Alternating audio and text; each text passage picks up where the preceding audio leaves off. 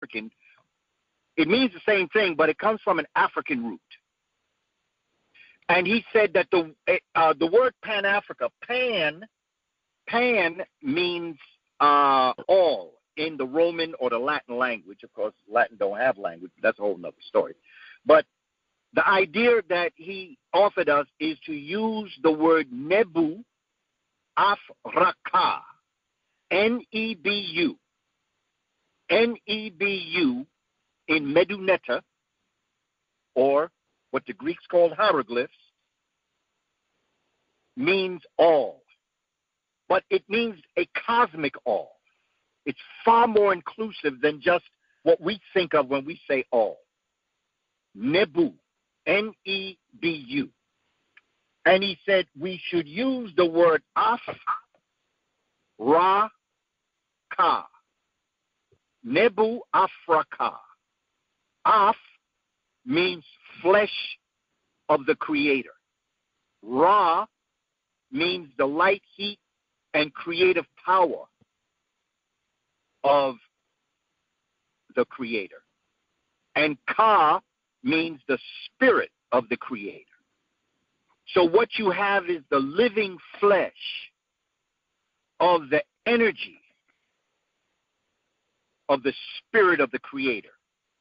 All flesh. You know when you see all flesh shall see it together? This is what this is. Nebu Afraka. Nebu, N-E-B-U, means all. Af means flesh of the Creator. Ra means the energy of the Creator. And Ka means the spirit of the Creator. And so I found it very interesting, and I posted back to him, and we talked about it yesterday. I was telling him, brother, that's the word I'm going to use from now on. I'm not going to use Pan-African. I'm going to have to explain it to our people because they don't know Nebu Afraka. I'll explain it. But from now on, when I mean to say Pan-African, I'm going to say Nebu Afraka. Again, that's a Kaba thought. I want to share it with the community. If it vibes with you, if you're on that frequency, it's all good. If by chance you're not, I respect and understand that too. As long as we know what we're talking about. And what I'm talking about is all black folk working together in the interest of our people's emancipation and liberation. Bless us. Very so profound. Thank you, my sister, because sister speaking that led me to make this concept presentable to the community. Nebu Afraka. Be you from the Caribbean, Central South America, Holland, UK, Chicago, Japan. If you black and you bringing it all together, then we are all Nebu Afraka. Love it, love it, love it. Nebu Afraka. Yes, love it. Afraka. Brother Kwame, you are up next, my beloved brother. How are you? Greetings, Brother Kenya, and Shemotep to my brother Kaba. Yeah. Hotep to you, my brother. I appreciate you. Yes, and I'm really enjoying this and the Jegna teaching, as you know, as being a master Jegna. And what you began the show with imagination. And, you know, you were talking about etymology, and the etymology of imagination, and when you break it down, is to oneself. And oneself, you gave an excellent presentation on the 17 grandparents, because the image of oneself and the nation. So one is a nation when you count that 1,046,000 ancestors that follow us. Each one. So we are a nation within ourselves when we understand our spiritual. This is why I conceived the Overground Railroad. Yes, Harriet did the underground, but we're going back to the cosmic, where over us is the Milky Way, and we have to reconnect to our galactic self, which is part of the cosmic self.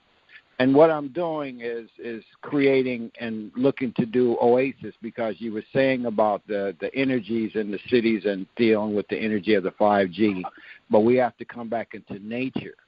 And the oasis is a space in which, in a desert, it has a life force, but I made it an acronym, our ancestor spirit in service, because our ancestors are in nature.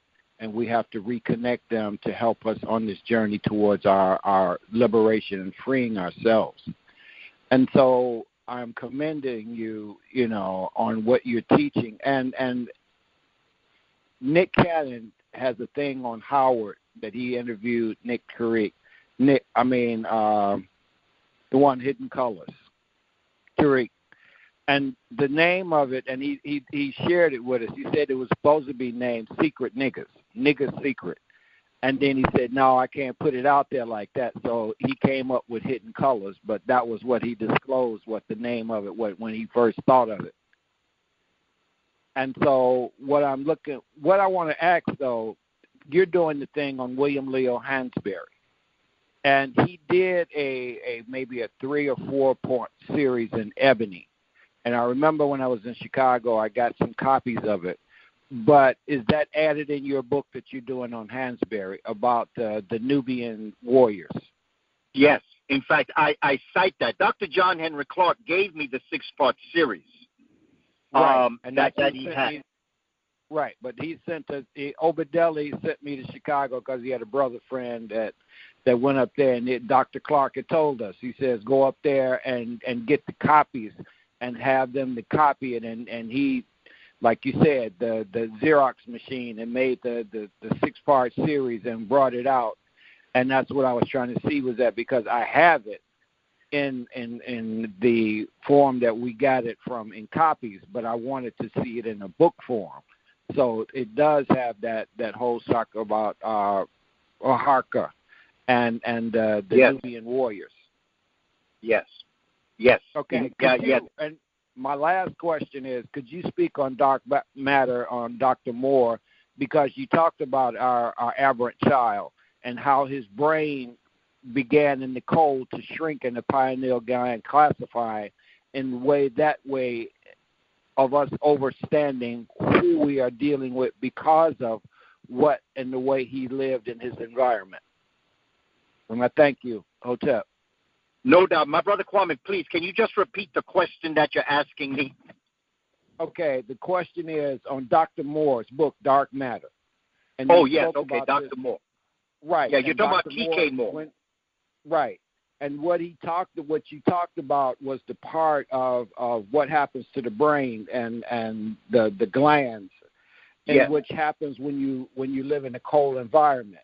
They contract and shrink up. And this is what, like you said, over the thousands of years, he lost his melanin, his pineal shrank. But what happened is that in him living in that environment, his mind shrank also with living in that environment, because cold does that to the human body. Yes. Okay, I got your question. Excellent. Okay. Thank you for that question, Brother Kwame, because that becomes very important. There is research I've done. There's a brother that comes out of East Africa. His name is Otieno Wadiaro, and he has shared information. There's some family, let me tell you, there are African people around the world, including the African continent, where people are doing very serious research on this. That's why I'm excited about science. This is not emotional.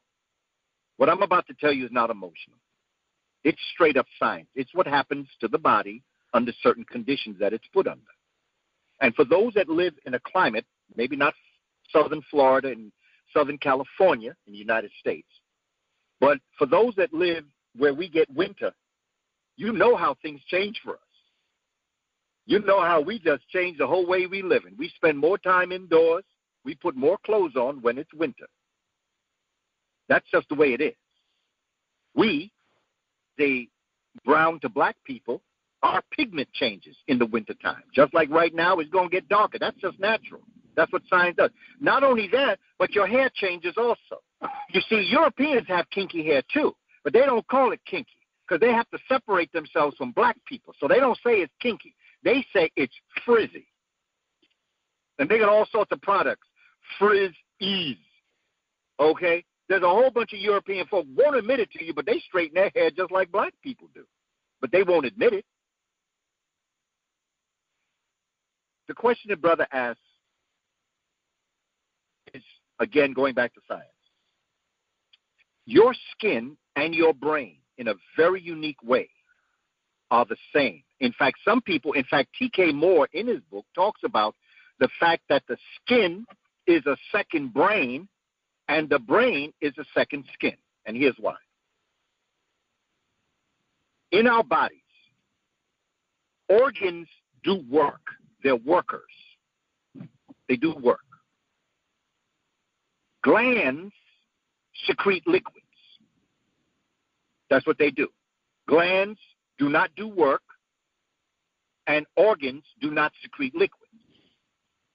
However, the brain does work, and the brain secretes liquids.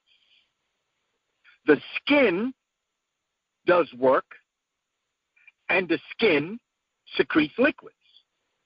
So the brain and the skin are two relatable entities in our body that do the same thing, but in different ways. Okay. When Africans found themselves in the northern climate and the weather came down on them,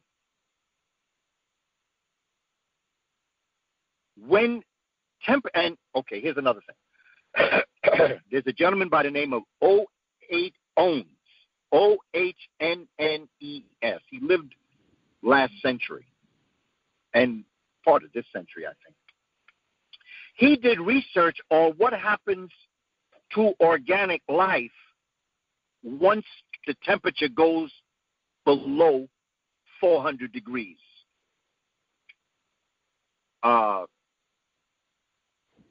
Below zero.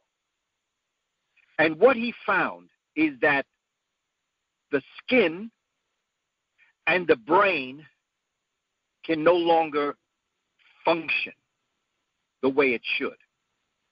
There is malformation of the process of organic growth when the body freezes. Let me say, in this sense, that when you get to that point, I'm honking because these folk out here got signs about Black Lives Matter and police brutality. I said, that's what you're listening to. I'm honking my horn.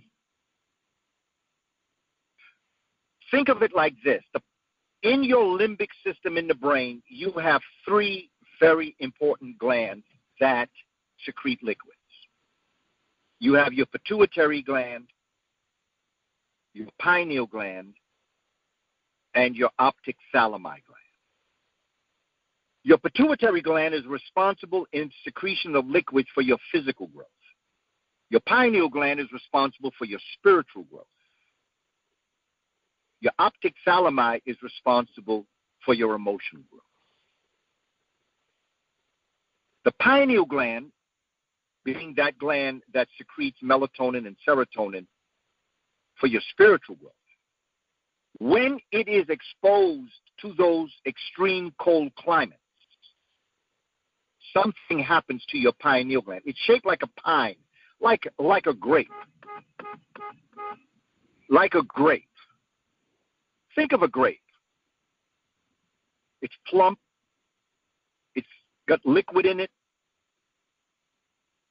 It's squeezable. But when you put the grape in the sun, it dries up. It shrivels up because the liquid is drawn out of it. And in so doing, it becomes a raisin. Okay. Now let's go to the pineal gland. Pineal gland is a healthy gland. It's plump. It looks like a miniature-sized grape, shaped like a grape, like a pine cone. But think of that pineal gland exposed to the absolute cold.